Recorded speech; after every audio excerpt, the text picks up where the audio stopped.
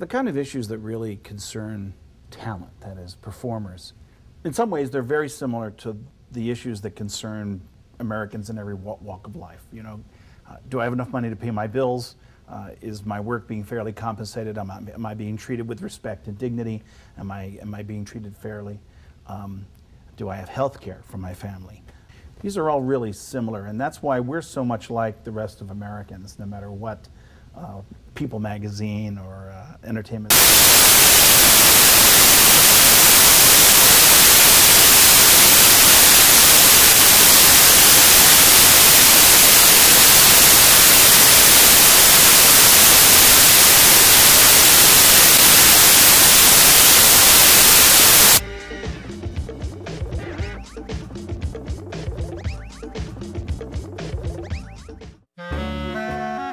America is a free country, but how would you like to live in a nation where you're forced to work 12 or more hours for only $1 or so every day of the week?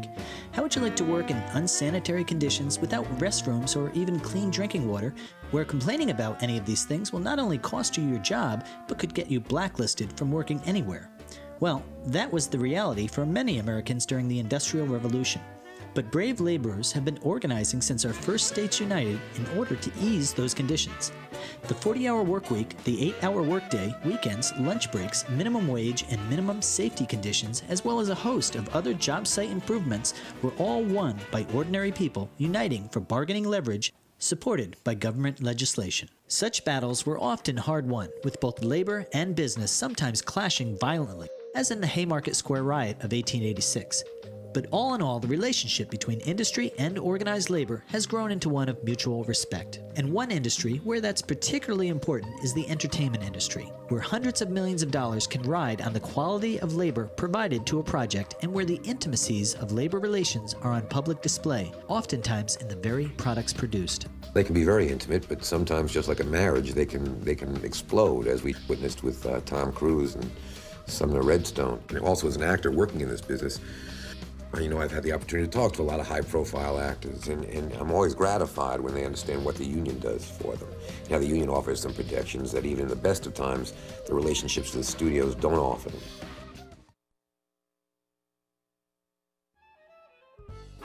Like many industries, the entertainment industry was once dominated by flamboyant moguls who controlled their production with an iron fist.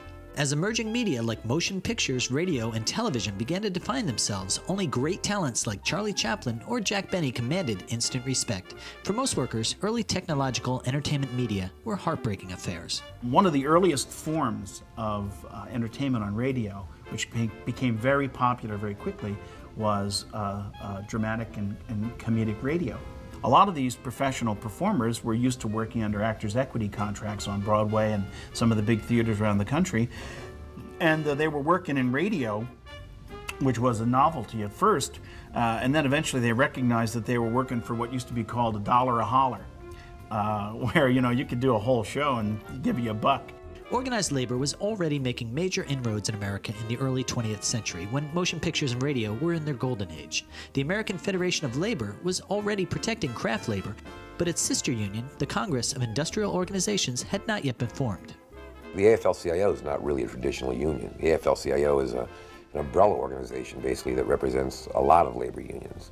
In 1925, the Maskers Club was formed by film industry workers fed up with grueling working conditions in Hollywood. By 1933, they would evolve into the Screen Actors Guild of America. About the same time, 10 writers organized the Writers Guild of America to replace its failing predecessor, the Screenwriters Guild.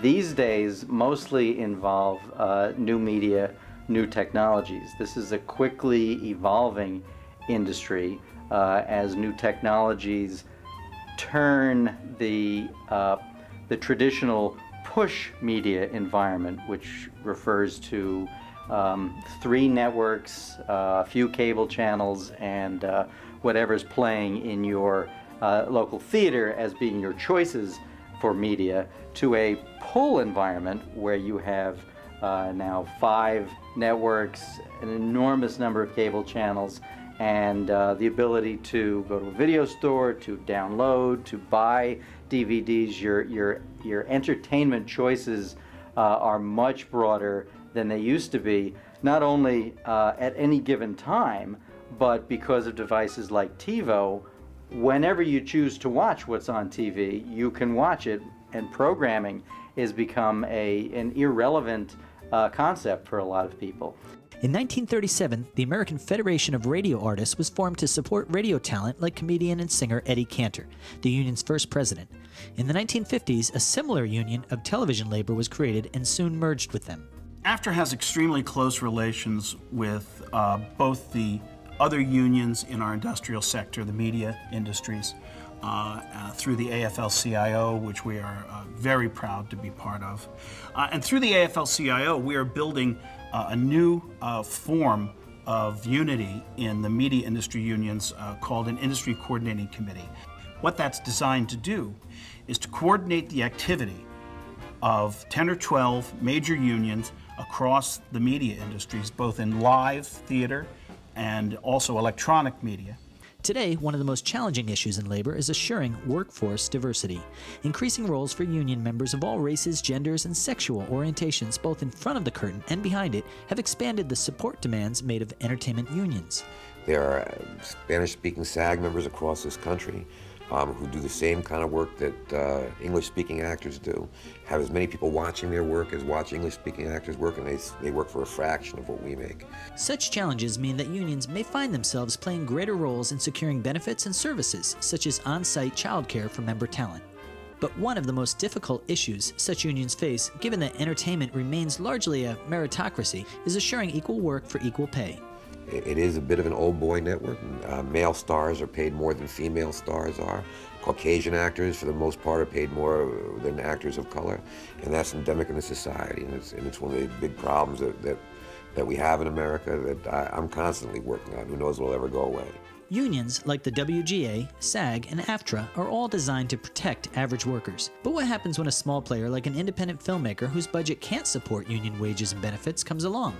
Union flexibility in such circumstances is one of the key ways that unions attract new members. Our relation to those individuals is, once you get the job, come talk to us and we'll see if we can raise the bar for you, or so that your next job is covered and you do get the benefits.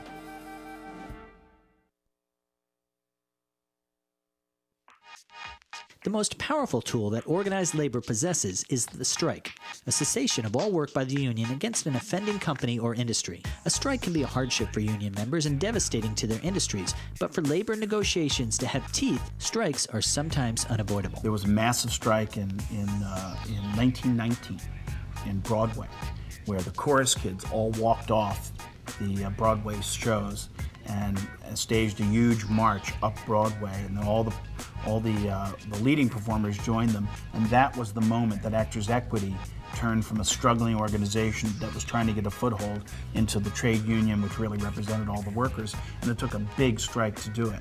Strikes must not only be carefully coordinated within a union, but may also involve other unions, such as the Teamsters, whose truck drivers deliver goods to studios, for example.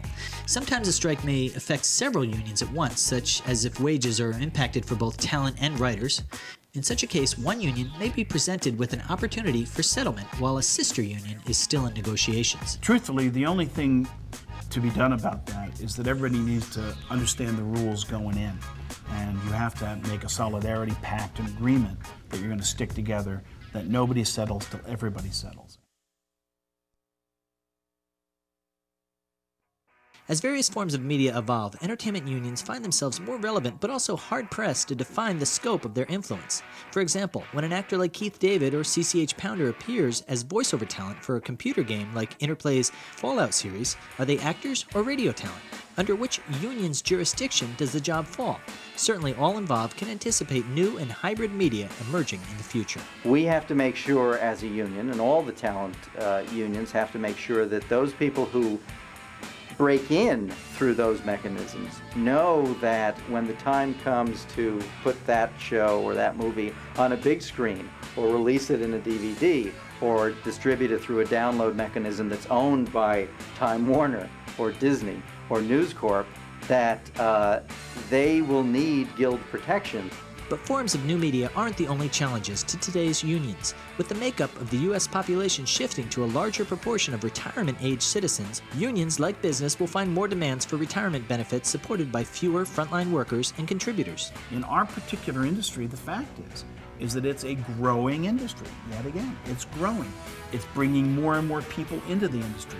There's going to be more revenues flowing through the industry.